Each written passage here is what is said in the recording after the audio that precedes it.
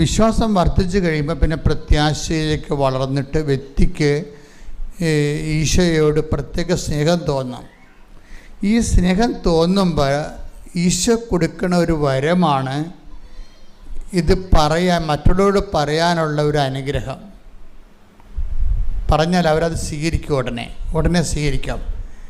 ചില ആൾക്കാർക്ക് അതിനുള്ള ഭയങ്കര കഴിവാണ്.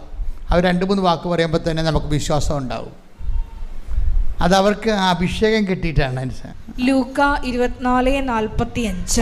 ലൂക്ക 24:45. വിശുദ്ധ ലിഖിതങ്ങൾ ഗ്രഹിക്കാൻ തക്കവിധം. അതാണ് വിഷയം. എന്താണ് ഏറ്റു പറഞ്ഞേ? വിശുദ്ധ ലിഖിതങ്ങൾ ഗ്രഹിക്കാൻ തക്കവിധം അവരുടെ മനസ്സ് അവൻ തുറന്നു. അതാണ് വിഷയം. ശിമയോൻ ഇങ്ങനെ ഒരു കാറ്റഗറിയിലുള്ള ആളാണ്.